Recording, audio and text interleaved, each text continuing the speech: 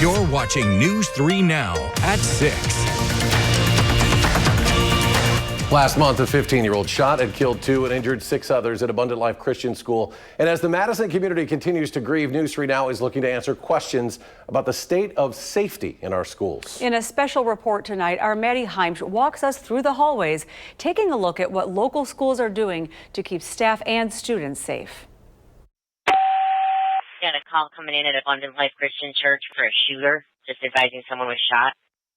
Copy. Let's make this an active shooter incident. 3 words no educator wants to hear. We all do prepare for it. But rings in their minds from the first bell to the last. Nothing you do to prepare will make sure that it will never happen to you. And the front entrance to the back. No one can ever guarantee 100% safety. Administrators tell me they work each day to prevent active shooter incidents. Gina Aguglia is the director of critical response at the Madison Metropolitan School District. Having a camera system, having access control, locks on the doors, badges to get in and out of certain locations and spaces. Dan Kieser, district administrator for the Stoughton Area School District. We have secured entrances in all of our buildings. All of our volunteers go through background checks. Paul Gessner is the Edgewood campus school president. We train our teachers for active shooter scenarios. And Trish Kilpin, director of the Office of School Safety. We make sure that they complete the legislatively required items that they have to do to show that they're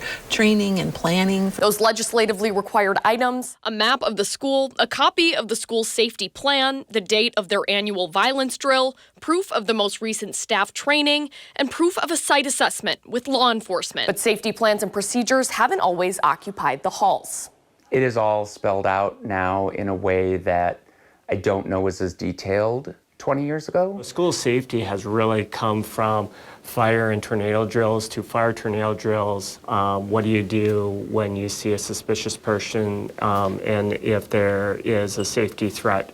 How do you lock and secure, or how do you flee? When violence prevention was just starting to make its way into schools following Columbine, the first building blocks were physical. We started by thinking about how do you harden the exterior so that unwanted threats can't make it into the building. But today, with almost 1,000 K-12 school shootings reported in the last 3 years, most students are thinking about school safety and thinking about potential school shootings regularly. They're walking into a classroom and thinking about what their first step would be if an emergency arose. Educators say they're working to balance the equation of students being safe and feeling safe. Making sure that people aren't feeling like they're in a space that's not welcoming and not inclusive. Not make school feel like a fortress. Embedding social emotional work and mental health practices into lesson plans. We realize it's about how do we work with